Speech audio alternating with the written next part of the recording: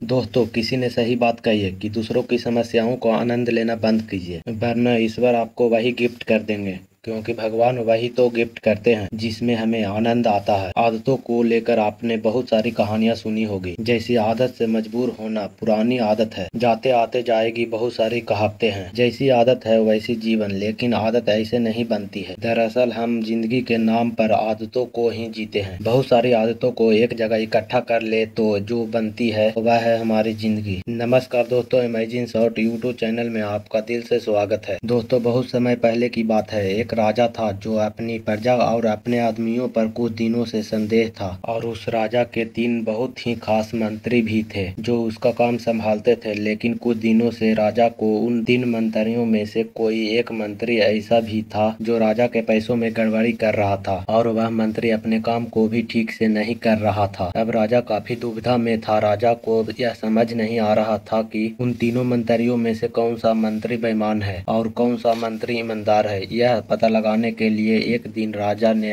उन तीनों मंत्रियों को अपने पास बुलाया और कहा, देखो मंत्री जी, हमारा जन्मदिन आ रहा है, इसलिए आप तीनों को एक घने जंगल में जाना होगा और आप तीनों को एक एक बैग दे दिया जाएगा। उन तीनों को एक एक बैग दे दिया गया और उनसे कहा कि तुम तीनों को अलग अलग घने जंगल में छोड़ दिया जाएगा। उन जंगल में तुम लोगों को फल के पेड़ को ढूंढना है और अच्छे अच्छे और ताजा फल से इन ठेलों को पूरा भर कर लाना है। तुम तीनों के पास सिर्फ आज शाम तक का ही समय है। राजा के कहे अनुसार तीनों मंत्री को जंगल में छोड़ दिया गया। उसके बाद वह तीनों मंत्री जंगल में आ गए। उसके बाद पहला मंत्री बहुत ही ईमानदार और मेहनती था। उसने राजा के लिए बहुत सारे अलग अलग और अच्छे और ताजा फल से अपने ठेले को पूरा भर लिया। लेकिन उसने यह सब करने के लिए बहुत मेहनत करनी पड़ी। उसने अपना काम पूरा कर लिया था। वह बहुत थक चुका था और उसने अपना काम ईमानदारी से भी किया था। अब दूसरा मंत्री जो था वह बहुत ही चालाक था। उसने सोचा राजा के पास इतना समय थोड़ी है कि वह यह सब जांच करे कि मैंने अच्छे फल लाए हैं या खराब। तो बिना ज्यादा मेहनत किए हुए उसने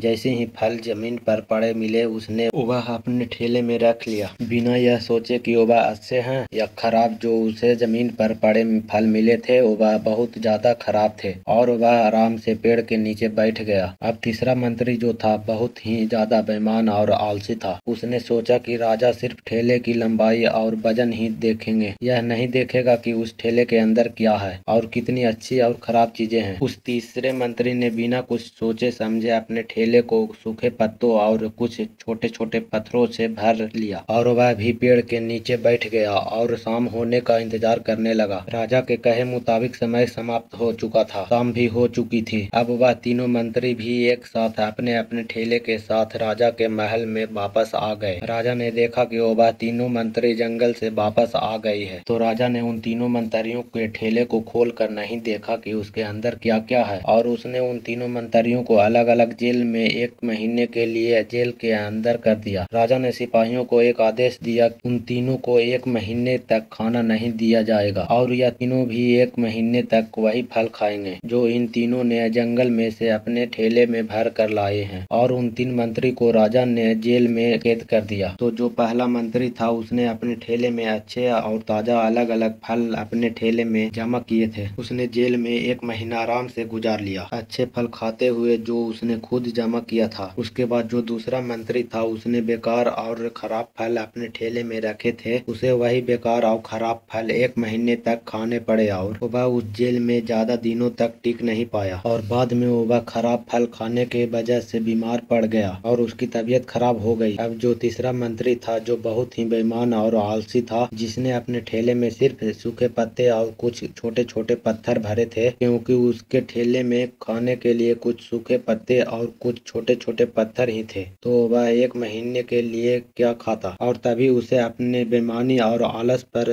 पछतावा होने लगा कि शायद मैं उस दिन थोड़ी मेहनत करके इस ठेले में रख लिए होते तो आज मेरा यह हाल नहीं होता। और वह बिना कुछ खाए वह मंत्री जेल में 2 दिन के बाद ही जेल के अंदर ही भूख के कारण मर गया। तो दोस्तों, इस कहानी से हमें यह सीख मिलती है कि हम जो आलस और बेईमानी बेईमानी करते हैं, बेईमानी मतलब अपने ही काम में अपना कुछ नहीं करना, अपना मन नहीं लगाना और खाली बैठे रहना, तो उससे आज हमें कोई फर्क नहीं पड़ता। आज तो हम अपने काम में आलस करके आराम कर लेते हैं, लेकिन भविष्य में कुछ दिन के बाद हमें उस पर पछतावा होता है। आपने बहुत से लोगों को यह कहते हुए सुना होगा कि काश उस समय पर मैं ऐसा कर लेता तो आज उस इंसान की जगह मैं होता, लेकिन उस समय पर उन लोगों ने आलस को अपनाया था, इसलिए वह आज जहाँ के वही हैं, और जिसने मेहनत को अपनाया था वह इंसान अपनी मंजिल में आगे बढ़ गए। तो अपने काम के साथ बेईमानी और आलस बिल्कुल भी मत करो, उसके बाद तो हमें पछतावे के अलावा और कुछ भी नहीं मिलता। यह जो समय है ना, इसकी कीमत कोई नहीं लगा सकता है। हम लाखों रुपए देकर भी अपनी जिंदगी का एक मिनट भी वापस नहीं ला सकते, इसलिए इस समय का सही उपयोग करो। समय की एक अच्छी बात है और एक बुरी बात है। अच्छी बात यह है कि हम उसे किन चीजों में गुजारते हैं यह हमारे हाथ में होता है, और बुरी बात यह है कि समय गुजर जाता है और सभी के पास दिन में 24 घंटे होते हैं, गरीब के पास भी और अमीर के पास भी। बस यह हमारे हाथ में है कि हम उस समय से क्या नया कर सकते हैं। तो अपने एक एक पल का हिसाब रखो कि हम उन्हें किन चीजों में गुजार रहे हैं। तो अगर आप इस कहानी को और भी लोगों तक पहुंचाना चाहते हो तो इस वीडियो को लाइक करो, और ताकि इस वीडियो को और भी लोगों तक पहुंचाएं। दोस्तों, आपने आज के इस वीडियो से क्या सीखा है वह मुझे आप कमेंट में बता सकते हैं। इसी के साथ मैं उम्मीद है कि आपको आज की वीडियो पसंद आई होगी, तो इस वीडियो को उस इंसान को शेयर करें जिसे यह कहानी सुनने की जरूरत है, और उसी के ठीक बाद चैनल को सब्सक्राइब करें। तो चलिए फिर मिलते हैं ऐसी एक और नई वीडियो में एक नए मैसेज के साथ। तब तक के लिए अपना ख्याल रखें। धन्यवाद